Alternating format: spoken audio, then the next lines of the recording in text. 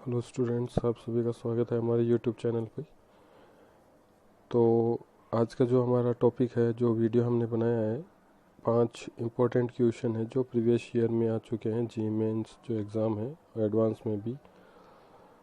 तो organic chemistry में carbonyl compounds में जो इम्पोर्टेंट रिएक्शन है, एल्डोल रिएक्शन और कैनिजारो रिएक्शन, उससे रिलेटेड 5 इम्पोर्टेंट क्वेश्चन जो है, और विद इनके जो सॉल्यूशन है की कंसेप्ट के साथ। तो यदि आप हमारे चैनल पर नए हैं तो हमारे चैनल को सब्सक्राइब कीजिए और अपने फ्रेंड्स के साथ शेयर जरूर कीजिए। तो जैसा कि क्वेश्चन दिया हुआ है, एसिटाल्डिहाइड लिया है और 10% बेस की प्रेजेंस में सोडियम हाइड्रोक्साइड के साथ इसे रिएक्शन किया गया, फिर इसे हीट किया जाता है और देन इसमें निकल कैटालिस्ट की प्रेजेंस में हाइड्रोजनेशन किया गया है, रिडक्शन किया गया है, और फाइनल जो प्रोडक्ट है ए हमें फाइंड आउट करना है। तो सबसे पहले देखो, ये जो रिएक्शन है वो एल्डोल कंडेंसेशन है, यानी कि जिसमें अल्फा कार्बन प्रेजेंट हो और कार्बोनिल कंपाउंड होते हैं और बेस के साथ यदि रिएक्शन करवाई जाए तो ये एल्डोल कंडेंसेशन प्रोसेस होती है, जिसमें हम एल्डोल का फॉर्मेशन करते हैं। और एल्डोल रिएक्शन में जब हम इसे हीट करते हैं तो alpha beta unsaturated carbonyl compounds बनते हैं। तो अल्फा और बीटा में से अल्फा से हाइड्रोजन, एसिडिक हाइड्रोजन, और बीटा से OH, इसे हमें डिहाइड्रेट करना है और अनसैचुरेटेड कंपाउंड फॉर्मेशन होगा। तो after heating the aldol compound gives unsaturated carbonyl compounds CH3CH double bond CH and CHO, but two enal. अब इसमें देखो, कार्बन कार्बन अनसेचुरेशन भी है और एल्डिहाइड जो ग्रुप है इसमें भी अनसेचुरेशन होता है between the carbon and oxygen. तो निकल कैटालिस्ट की प्रेजेंस पे जब हम हाइड्रोजन का एडिशन करते हैं तो इसमें कार्बोनिल कंपाउंड्स भी रिड्यूस हो जाते हैं और कार्बन कार्बन डबल बॉन्ड भी रिड्यूस हो जाता है। तो जो अनसेचुरेटेड यहाँ कंपाउंड था वो सेचुरेट कंपाउंड में कन्वर्ट हो जाएगा, CH3 CH2 CH2 and CH2OH। ये जो फाइनल कंपाउंड ए बना है, ये देखिए 1 2 3 एंड 4, ब्यूटेनॉल। तो इसका आंसर जो होगा सी आंसर होगा, ब्यूटेनॉल।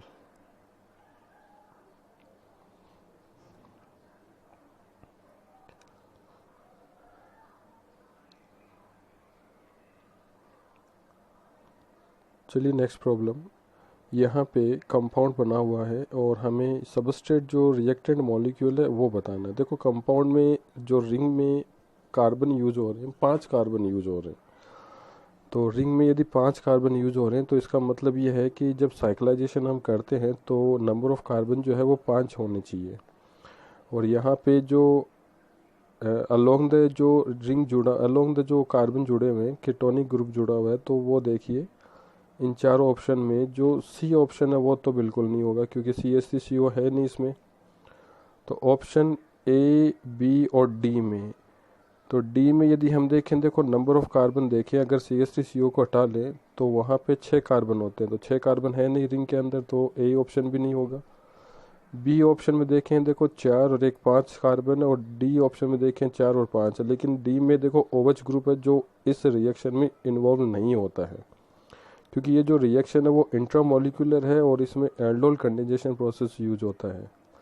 तो इसलिए यहाँ पे ऑप्शन जो डी है वो भी नहीं होगा। तो हमारा जो राइट ऑप्शन है, जो राइट आंसर है, वो बी राइट आंसर होगा। तो देखिए ये जो बी आंसर है वो कैसे है, चलिए रिएक्शन करके देखते हैं हम। तो बी में 4 CH2 यूनिट है, ये चारों CH2 यूनिट हमने लिख ली, और जो लास्ट जो है वो फंक्शनल ग्रुप है एल्डिहाइड। तो यहाँ पे हमें 5 मेंबर रिंग बनानी है और साइड चेन जो है वो कीटोनिक ग्रुप है।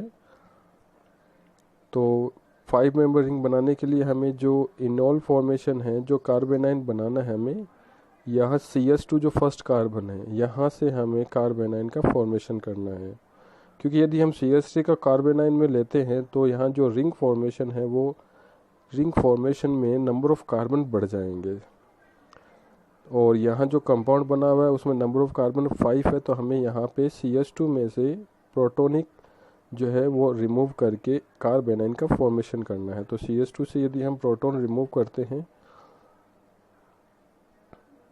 तो CH3 C double bond O CH negative,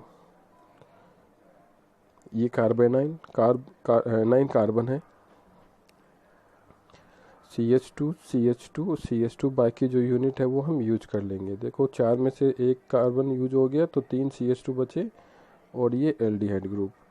अब यहाँ पे देखिए कार्बेनाइन भी है, न्यूक्लियोफाइल भी है और इलेक्ट्रोफिलिक सेंटर कार्बोनिल कार्बन भी है। तो ये इंट्रामोलिक्यूलर एल्डोल कंडेंसेशन प्रोसेस में से निकलता है और यहाँ पे साइक्लाइजेशन के थ्रू एक 5 मेंबर रिंग बनती है। देखिए जो आंसर जो बी है हमारा उसमें से सेम यही बन रहा है जो प्रोडक्ट क्वेश्चन में दिया हुआ है, 5 मेंबर रिंग। और आउटसाइड जो अटैच जो चेन है CH3CO वो बाहर है। तो इंट्रामोलिक्यूलर एल्डोल कंडेंसेशन।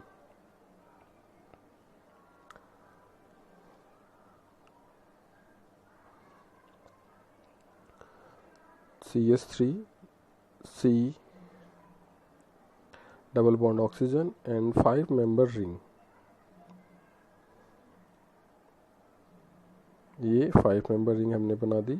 या नंबर ऑफ कार्बन जो है उसको हम मेंशन कर देंगे।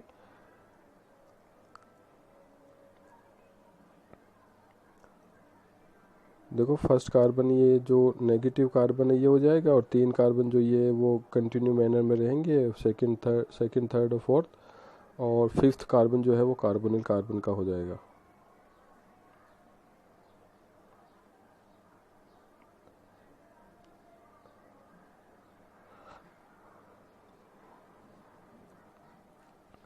तो 5th कार्बन जो है वो हो गया ऑक्सीजन नेगेटिव।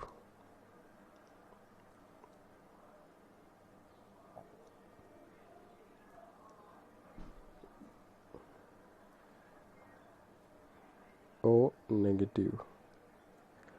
अब ये जो O नेगेटिव है वो सॉल्वेंट में से प्रोटॉन रिमूव करके यहाँ एल्डोल का प्रिपरेशन करेगा, जो फाइनली जो अनसैचुरेटेड कंपाउंड जो बना हुआ है वो हमें यहाँ पे देगा।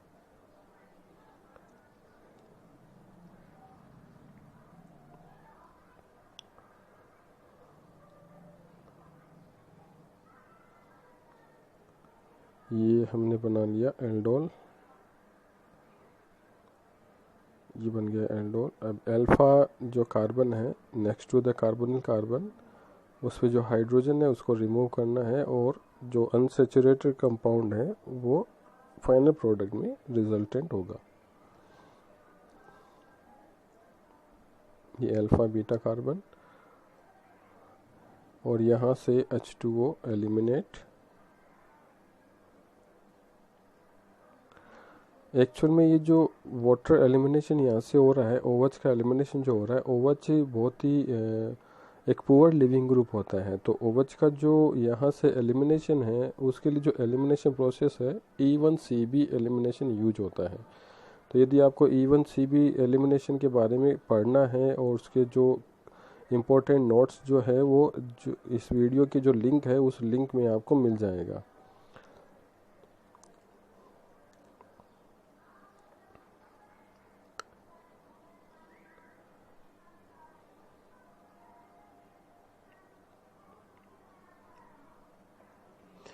तो अब देखिए यहाँ पे 3 प्रॉब्लम एक साथ दे रखी है, तो 1 बाय 1 हम तीनों प्रॉब्लम को सॉल्व करेंगे।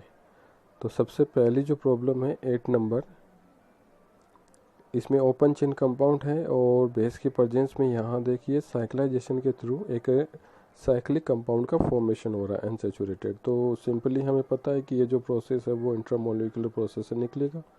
और यदि यहाँ अल्फा कार्बन प्रेजेंट है तो ये इंट्रामोलिकुलर एल्डोल होगा, यदि अल्फा कार्बन नहीं होता तो ये इंट्रामोलिकुलर कैनिजारो प्रोसेस से निकलता है। तो एल्डोल और कैनिजारो जो रिएक्शन है बहुत ही इंपॉर्टेंट रिएक्शन है कार्बोनिल कंपाउंड्स में। इससे बहुत सारे क्वेश्चन जो है जी मेन और एडवांस में पूछे जाते हैं, ज़्यादातर एडवांस लेवल के क्वेश्चन इसमें से आते हैं। तो दोनों ही रिएक्शन बहुत ही इंपॉर्टेंट है, तो आपको दोनों रिएक्शन पढ़नी है और दोनों रिएक्शन को हमने हमारे चैनल पे अपलोड कर रखा है, आप ज़रूर उनको देखें। तो चलिए फिर इंट्रामोलिकुलर एल्डोल कंडेंसेशन करते हैं। सबसे पहले हमें इसका जो है आयनाइजेशन करना पड़ेगा, क्योंकि बेस के प्रेजेंस में जो अल्फा कार्बन है वो एसिडिक प्रोटॉन रखता है, जिससे बेस की प्रेजेंस में ये प्रोटॉन रिमूव होता है और एक कार्बेनाइन का यहाँ फॉर्मेशन होगा। तो अल्फा कार्बन लेस हिंडर्ड, यहाँ से प्रोटॉन एब्स्ट्रैक्ट किया जाएगा थ्रू बेस, ये कार्बेनाइन CH2 नेगेटिव, और बाकी की जो कार्बन चेन है उसको वैसे ही बना दीजिए, CH2 CH3 CH3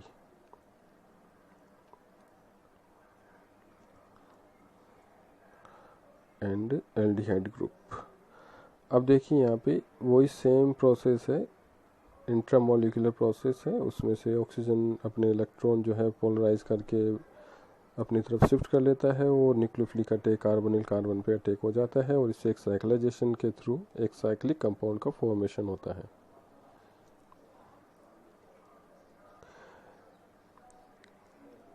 यहाँ जो नंबर ऑफ कार्बन है 1 2 3 4 एंड 5 मेंबर कार्बन रिंग बनेगी यहाँ पे। तो ये 5 सदस्य की वलय हमने बना ली और यहाँ पे फोर्थ कार्बन पे 2 मिथाइल ग्रुप है, तो 1 2 3 4 5 हमने लिख दिया और फोर्थ कार्बन पे आप 2 CH3 ग्रुप लगा दीजिए और सेकंड कार्बन पे कार्बोनिल कार्बन है तो डबल बॉन्ड ऑक्सीजन लगा दिया और उसके जस्ट सामने फोर्थ कार्बन है, इस पर CH3 लगा दिए।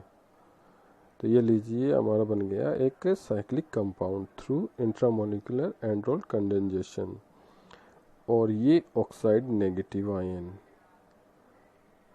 over the 5 number carbon abstract proton from the solvent and gives aldol।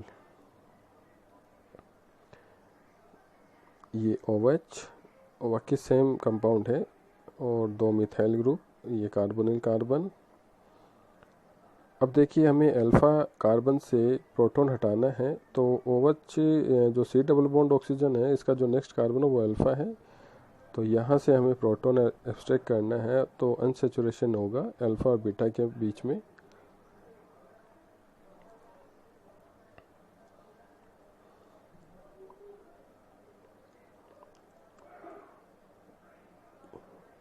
ये अनसैचुरेटेड कार्बोनिल कंपाउंड्स।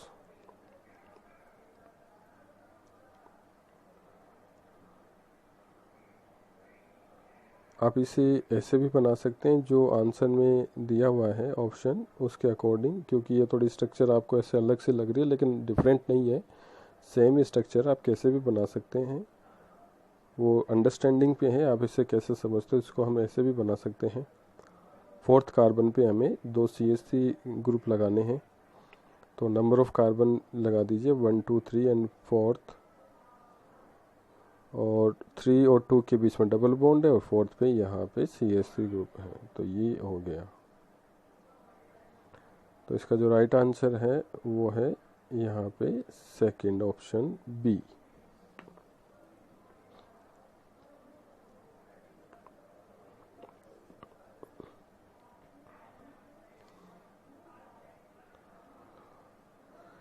चलिए नेक्स्ट प्रॉब्लम देखिए, इसमें ये 8 नंबर प्रॉब्लम थी।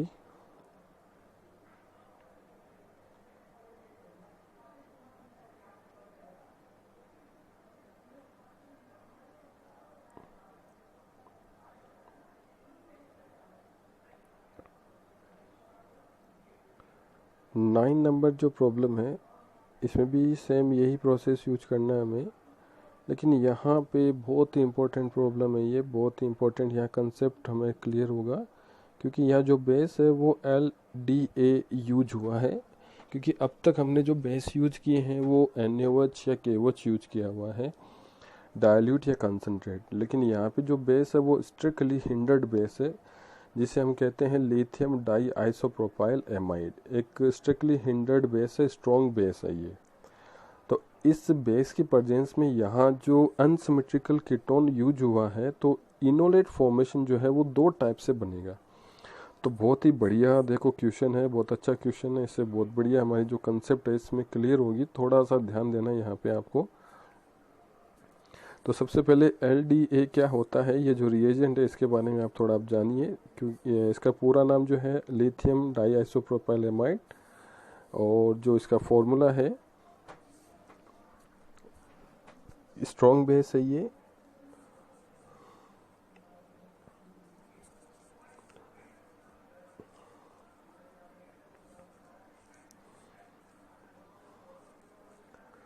Li पॉजिटिव, N नेगेटिव,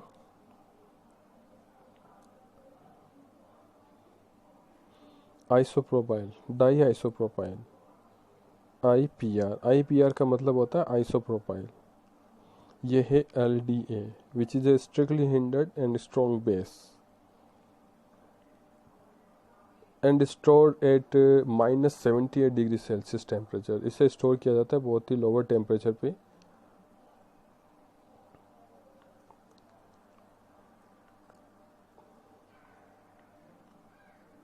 तो पहले हम इसकी स्ट्रक्चर देखेंगे। LDA जो यहाँ पे यूज किया गया है, ये स्ट्रक्चर में कैसा स्ट्रॉन्ग बेस है, यहाँ थोड़ा करेक्शन है, it is a strong base.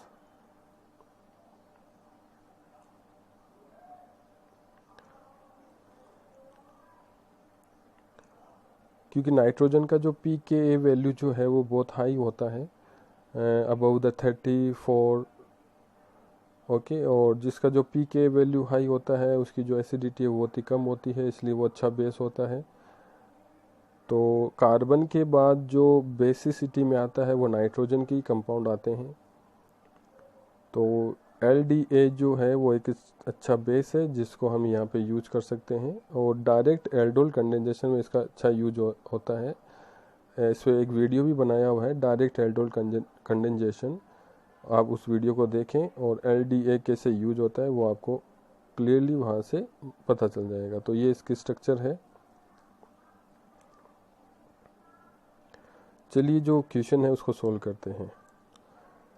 तो पहले हमें ये देखना है कि यहाँ पे जो इनोलेट फॉर्मेशन किया गया है वो दो टाइप से इनोलेट बनेगा। तो in case of unsymmetrical ketone,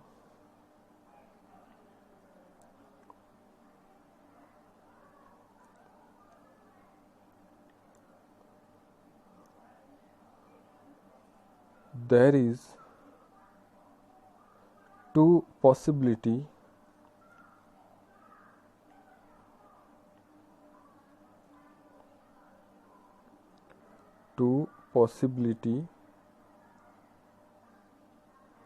of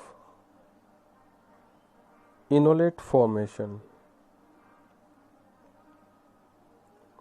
यानी कि अनसिमेट्रिकल कीटोन यदि है तो वहाँ पे इनोलेट फॉर्मेशन की पॉसिबिलिटी जो है वो दो टाइप से होगी। अब वो दो टाइप की पॉसिबिलिटी कैसे होगी, देखो दोनों में एक तो होता है थर्मोडायनेमिक इनोलेट और एक होता है काइनेटिक इनोलेट। थर्मोडायनेमिक इनोलेट जो है वो इक्विलिब्रियम के बेसिस पर कंडीशंस पे डिपेंड करता है कि रिएक्शन कंडीशन क्या यूज हो रही है, और काइनेटिक इनोलेट जो है वो अल्फा कार्बन पे जो सब्स्टिट्यूशन है उस पर डिपेंड करता है और also depends on the reaction condition. तो थर्मोडायनेमिक स्टेबल जो इनोलेट है वो मोर सब्स्टिट्यूटेड जो कार्बन होगा उसमें बनेगा। तो जो हमने पहले भी बनाया है, जो डबल बॉन्ड मोर सब्स्टिट्यूटेड कार्बन पे आ रहा है, जैसा कि हम एल्किन फॉर्मेशन में करते हैं सैजेव रूल के अकॉर्डिंग, तो ये मोर स्टेबल है अकॉर्डिंग टू थर्मोडायनेमिक रूल। तो it is a thermodynamic stable enolate more substituted.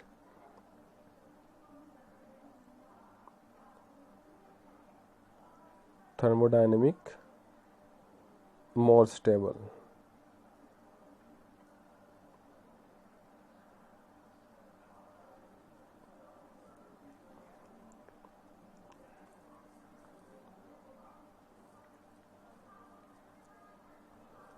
और जो सेकंड हमने बनाया है इसमें लेस सब्स्टिट्यूटेड जो अल्फा कार्बन है वहाँ से प्रोटॉन रिमूव करके इनोलेट फॉर्मेशन किया गया है।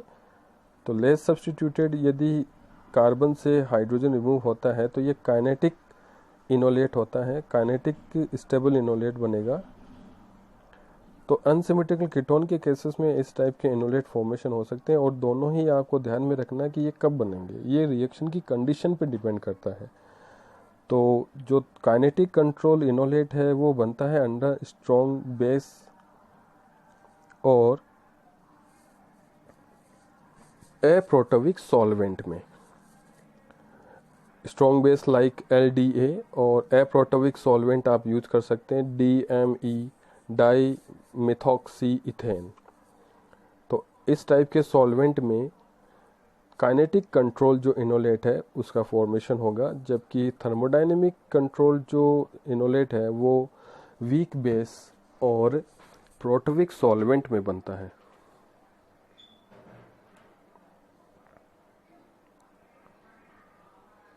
DME dimethoxy ethane.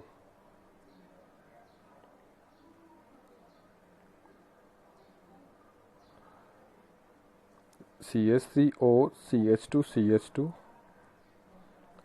OCH3 dimethoxy ethane. It is a protovic solvent used with LDA। और थर्मोडायनेमिक स्टेबल जो इनोलेट है ये वीक बेस और प्रोटोविक सॉल्वेंट में बनता है, जैसे like water, NaOH and water, dilute base.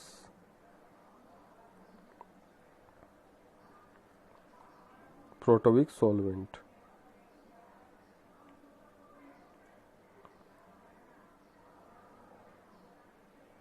तो ये आपको ध्यान में रखना है अनसिमेट्रिकल कीटोन के केसेस में, और जब हम रिएक्शन कंडीशन जो यूज कर रहे हैं वो किस टाइप के कर रहे हैं, तो उसके बेसिस पे इनोलेट फॉर्मेशन कौन सा होगा, उसी के अकॉर्डिंग हमें यहाँ पे प्रोडक्ट बनाना है। चलिए हम क्वेश्चन की बात करते हैं। तो इस टाइप का ये जो कंपाउंड दिया हुआ था LDA की प्रेजेंस में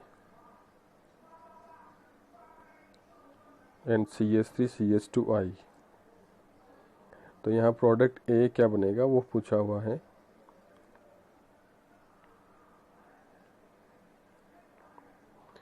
तो अल्फा कार्बन आपको पता ही होगा, alpha carbon next to carbonyl carbon, वो आपको जरूर ध्यान में रखना है। जैसे क्वेश्चन सोल्व करते हैं तो अल्फा कार्बन जरूर वहाँ पे हमें मेंशन कर लेना चाहिए पहले से, ताकि जब हम क्वेश्चन सोल्व करें तो कोई प्रॉब्लम ना हो, इजी रहे हमारे लिए।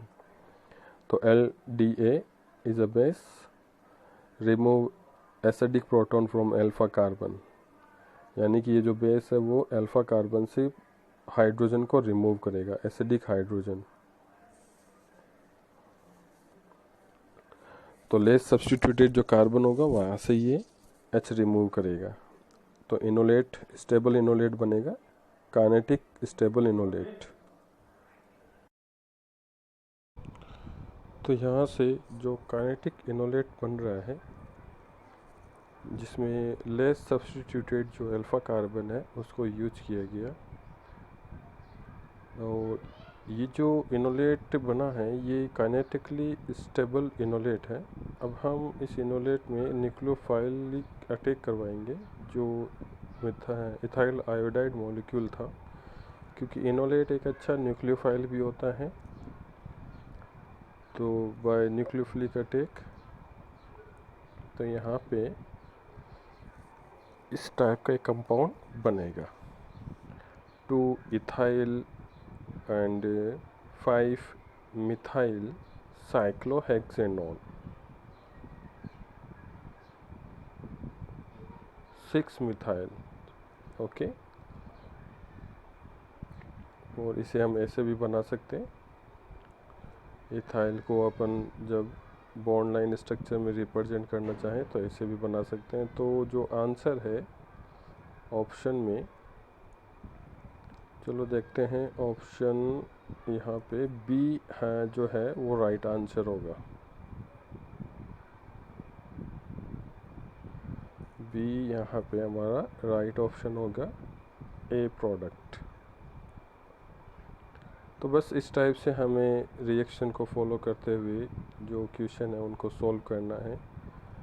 आपको बस रिएक्शन आनी चाहिए और रिएक्शन का जो पाथवे है वो पता होना चाहिए, उससे हम जो क्वेश्चन है वो डायरेक्टली सॉल्व भी कर सकते हैं। जैसे ये हमने यहाँ पे LDA की प्रेजेंस में जो इनोलेट बनाया, तो आपको ये डायरेक्ट यदि पता हो कि RDA की प्रेजेंस में यदि इनोलेट बनाते हैं तो वो काइनेटिक स्टेबल होता है, और जो नॉर्मल बेस हम यूज करते हैं वीक बेस वो थर्मोडायनेमिक कंट्रोल होता है। तो बस इस टाइप से हम क्वेश्चन को ईज़िली सोल्व कर सकते हैं। तो चलिए नेक्स्ट क्वेश्चन में हम देखते हैं। नेक्स्ट क्वेश्चन है जो डाई बेंजल्डिहाइड है अनसर्टेन NaOH, कैनिजारो रिएक्शन है ये। तो चलिए कैनिजारो रिएक्शन में हमने एक वीडियो भी अपलोड कर रखा है, यदि आपने वो नहीं देखा है तो आप ज़रूर देखें क्योंकि उसमें कंप्लीट एक्सप्लेनेशन है। तो कैनिजारो रिएक्शन जो है उसमें डिस्प्रपोर्शनेशन होता है, एक एल्डिहाइड ग्रुप जो है ऑक्सीडाइज हो जाता है, दूसरा एल्डिहाइड ग्रुप जो है वो रिड्यूस हो जाता है। तो एल्डिहाइड को हम जब रिड्यूस करते हैं तो अल्कोहल बनता है 1 डिग्री अल्कोहल, और ऑक्सीडाइज करते हैं तो इसमें कार्बोक्सिलेट बनता है, जो सॉल्ट बनेगा, क्योंकि एसिड जो है वो NaOH के साथ यदि रिएक्शन में है तो वो सॉल्ट बनाएगा वहाँ पे। तो एक तो यहाँ पे सॉल्ट बनेगा acid salt C double bond O and ONA, और दूसरा जो CHO है वो यहाँ पे प्राइमरी अल्कोहल में कन्वर्ट हो जाएगा CH2OH। अब यहाँ पे जो रिएक्शन है वो होगी इंट्रामोलिकुलर कैनिजारो रिएक्शन, क्योंकि दो मॉलिक्यूल जब एडजेसेंट पोजीशन पे है तो यहाँ पे ऑक्सीजन के थ्रू जो इलेक्ट्रोफिलिक कार्बन है, कार्बोनिल कार्बन, इस पर ऑक्सीजन का इंट्रामोलिकुलर अटैक हो सकता है। तो यहाँ जो इंट्रामोलिकुलर अटैक हो रहा है वो कैनिजारो रिएक्शन के थ्रू हो रहा है, तो ऐसे रिएक्शन जो है वो इंट्रामोलिकुलर कैनिजारो रिएक्शन कहलाएगी। जैसे हमने एल्डोल रिएक्शन में किया था साइक्लाइजेशन में इंट्रामोलिकुलर एल्डोल, तो यहाँ पर भी साइक्लाइजेशन होगा और इंट्रामोलिकुलर कैनिजारो रिएक्शन के थ्रू होगा। तो ऑक्सीजन अटैक करता है यहाँ से ये O- और यहाँ पे ONA, और ऑक्सीजन के थ्रू यहाँ अटैक किया जाएगा ये O, और पॉजिटिव H इस पर अटैच होने के कारण ये पॉजिटिव हो जाएगा। अब यहाँ से जो सोडियम है O नेगेटिव के साथ वो H जो है ट्रांसफ़र हो जाएगा O नेगेटिव पे,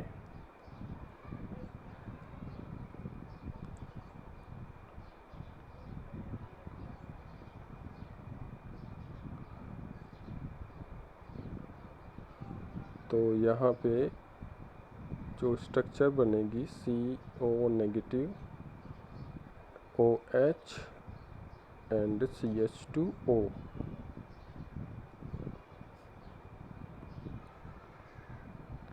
अब यहाँ जो प्रोसेस है वो होगा E1CB मैकेनिज्म, यानी यहाँ जो OH ग्रुप है वो एलिमिनेट किया जाएगा by using solvent molecule forming H2O good leaving group, because OH is a bad leaving group. तो यहाँ से OH को एलिमिनेट करेंगे हम। तो यहाँ OH का जो एलिमिनेशन है वो E1CB मैकेनिज्म के थ्रू होता है। तो OH एलिमिनेट होने के कारण E1CB मैकेनिज्म जो है ये इसे कहते हैं हम यूनिमोलिकुलर एलिमिनेशन कॉन्जुगेट बेस।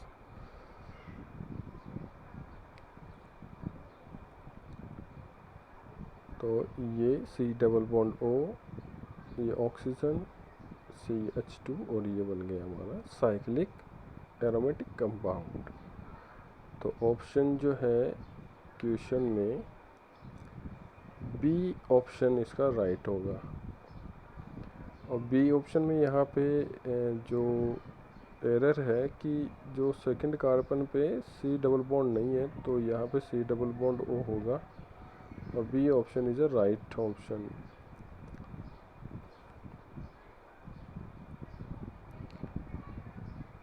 तो इस टाइप से हम कैनिजारो और एल्डोल से संबंधित जो क्वेश्चन है वो सोल्व कर सकते हैं रिएक्शन को यूज़ करते हुए। और ऐसे ही जो क्वेश्चन है हम आगे और सोल्व करेंगे जो जी मेन और एडवांस से रिलेटेड होंगे। तो आप हमारे चैनल को सब्सक्राइब कीजिए और हमें ऐसे ही सपोर्ट करते रहिए। Thank you.